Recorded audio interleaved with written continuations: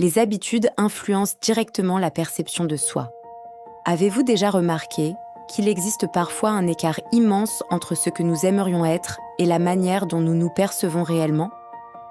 Certaines personnes souhaitent être plus confiantes, plus disciplinées, plus courageuses ou plus organisées.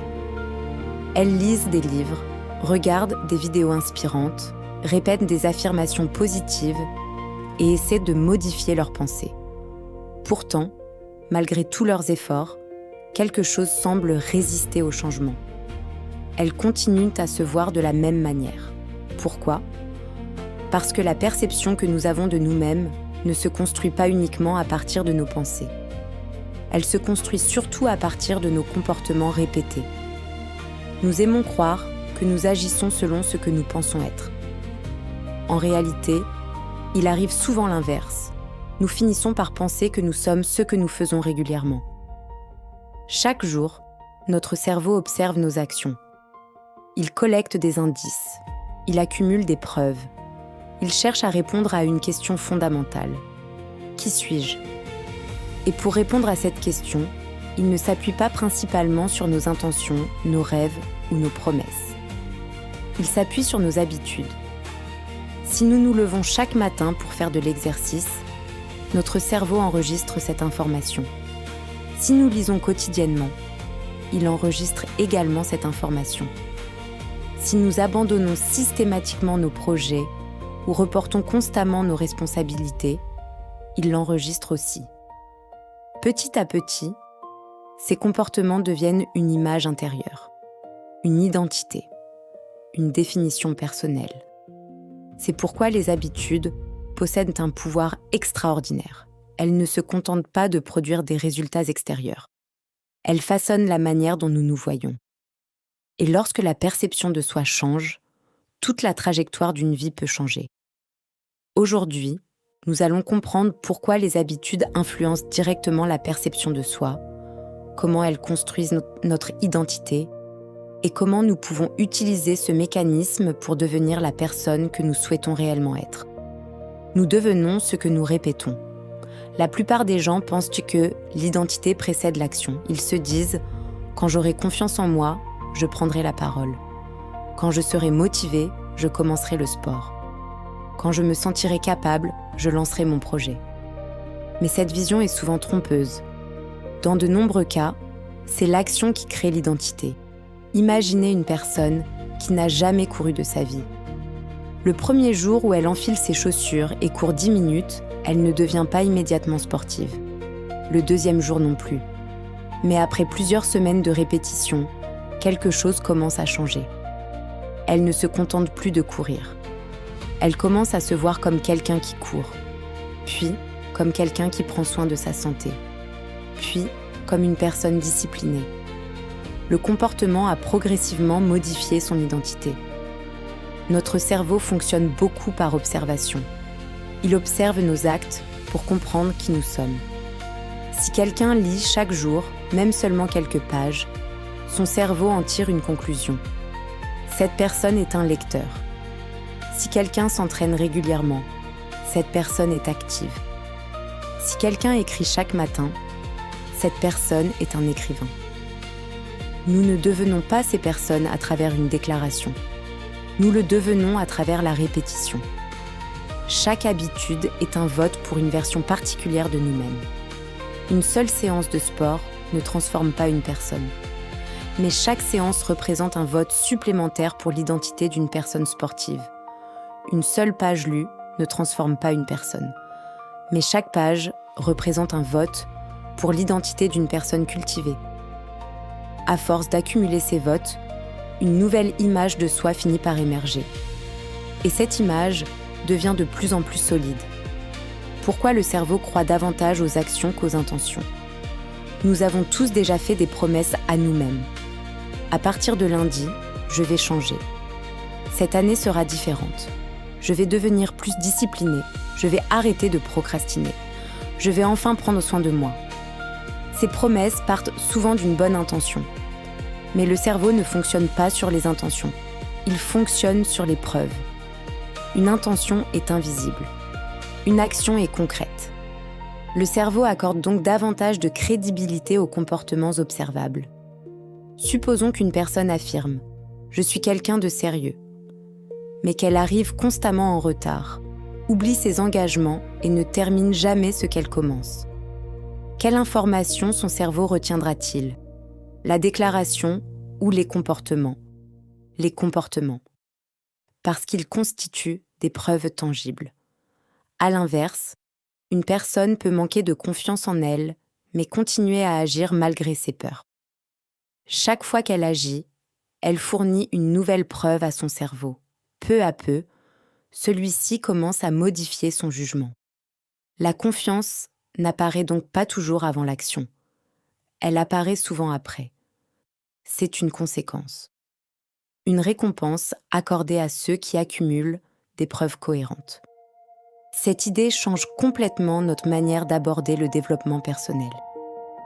Au lieu d'attendre de croire en nous pour agir, nous pouvons agir afin de construire progressivement cette croyance.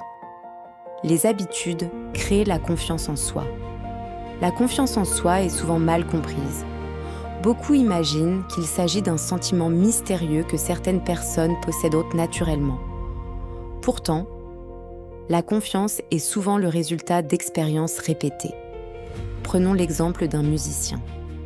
Avant son premier concert, il est nerveux, il doute, il a peur de se tromper. Après 10 concerts, il est plus à l'aise. Après 50 concerts, sa confiance augmente encore. Après plusieurs années, monter sur scène devient naturel. Pourquoi ? Parce qu'il possède une immense quantité de preuves. Il a déjà vécu cette situation des centaines de fois. Il sait qu'il peut la gérer. La confiance est souvent le souvenir accumulé de nos réussites passées. Les habitudes permettent comme précisément de créer ces expériences répétées. Chaque fois que nous respectons un engagement envers nous-mêmes, nous renforçons la confiance que nous nous accordons. Chaque fois que nous faisons ce que nous avions prévu de faire, nous envoyons un message puissant. Je peux compter sur moi. Et cette phrase est au cœur de la confiance authentique. La confiance ne consiste pas à croire que tout sera facile.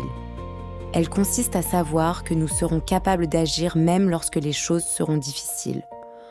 La relation entre habitude et estime de soi. L'estime de soi correspond à la valeur que nous nous accordons. Or, cette valeur est fortement influencée par nos comportements quotidiens. Lorsque nous négligeons constamment notre santé, notre environnement ou nos objectifs, nous envoyons inconsciemment un message négatif à nous-mêmes. Ce message est simple. Ce n'est pas important. Et parfois même, je ne suis pas important. À l'inverse, lorsque nous adoptons des habitudes qui témoignent du respect envers nous-mêmes, notre estime personnelle augmente naturellement. Faire du sport, bien dormir, respecter ses engagements, apprendre ou apprendre régulièrement, prendre soin de son environnement. Toutes ces habitudes transmettent un message fondamental. Je mérite de l'attention. Je mérite des efforts. Je mérite de progresser. L'estime de soi n'est donc pas seulement psychologique, elle est également comportementale. Nous nous jugeons à travers la manière dont nous nous traitons au quotidien. Les petites habitudes changent profondément l'identité. L'une des erreurs les plus fréquentes consiste à sous-estimer les petites actions. Nous vivons dans une culture qui valorise les transformations spectaculaires, les résultats rapides, les succès impressionnants. Pourtant, l'identité se transforme rarement de manière spectaculaire. Elle évolue lentement, à travers des gestes presque invisibles. Une page lue chaque jour, 10 minutes de méditation, une marche quotidienne, quelques lignes écrites chaque matin. Ces actions semblent insignifiantes, mais elles possèdent un effet psychologique considérable parce qu'elles sont répétées. Chaque répétition confirme une identité. Chaque répétition renforce un récit intérieur. Au fil des mois, ces petites habitudes deviennent des preuves irréfutables. elles changent progressivement la façon dont nous nous définissons. Et lorsqu'une identité change, les comportements deviennent plus faciles à maintenir. Le danger des habitudes négatives. Les habitudes ne construisent pas seulement des identités positives. Elles peuvent également construire des identités limitantes. Lorsqu'une personne procrastine constamment, elle finit souvent par conclure « je suis paresseux ». Lorsqu'elle abandonne régulièrement ses objectifs, « je manque de volonté ». Lorsqu'elle évite les défis, « je ne suis pas capable ». Au départ, il ne s'agit que de comportements. Mais à force de répétition, ces comportements deviennent des croyances. Le problème est que ces croyances influencent ensuite les comportements futurs. C'est un cercle vicieux. Je procrastine. Je crois que je suis incapable. Cette croyance réduit mes efforts. Je procrastine davantage. La croyance se renforce. Progressivement, la personne agit non plus selon son potentiel réel, mais selon l'image qu'elle entretient d'elle-même. Changer son identité grâce aux habitudes. La bonne nouvelle est qu'aucune identité n'est définitivement figée. L'identité est dynamique, elle évolue constamment. Chaque nouvelle habitude représente une opportunité de réécrire l'histoire que nous racontons sur nous-mêmes. Le changement durable ne consiste pas uniquement à viser un résultat. Il consiste à devenir une nouvelle personne. Au lieu de dire « je veux courir un marathon », on peut dire « je veux devenir quelqu'un qui s'entraîne régulièrement ». Au lieu de dire « je veux écrire un livre », on peut dire « je veux devenir quelqu'un qui écrit chaque jour ». Cette approche transforme complètement la motivation. Nous ne poursuivons plus uniquement un objectif. Nous construisons une identité. Et cette identité finit par produire naturellement les résultats recherchés. Les habitudes sont bien plus que de simples routines. Elles sont les architectes invisibles de notre identité. Chaque jour, elles façonnent silencieusement notre perception de nous-mêmes. Chaque action répétée devient une preuve. Chaque preuve devient une croyance. Chaque croyance devient une partie de notre identité. Voilà pourquoi les habitudes influencent directement la perception de soi. Nous ne nous voyons pas seulement à travers ce que nous pensons. Nous nous voyons à travers ce que nous faisons. La personne qui agit avec discipline finit par se percevoir comme disciplinée. La personne qui apprend continuellement finit par se percevoir comme capable d'évoluer. La personne qui respecte ses engagements finit par développer une confiance profonde envers elle-même. Et inversement, les habitudes négatives peuvent progressivement dégrader notre image intérieure. La véritable question n'est donc pas seulement « quel résultat veux-je obtenir ?»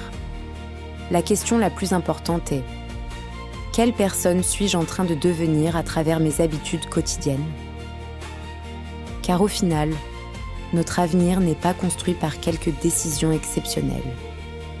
Il est construit par les comportements que nous répétons lorsque personne ne nous regarde. Et ces comportements façonnent la plus importante de toutes les perceptions, celle que nous avons de nous-mêmes. Souvenons-nous de cette idée essentielle. Chaque habitude est un vote pour la personne que nous devenons. Les jours passent, les habitudes s'accumulent, et sans même nous en rendre compte, elles construisent l'identité qui guidera toute notre vie.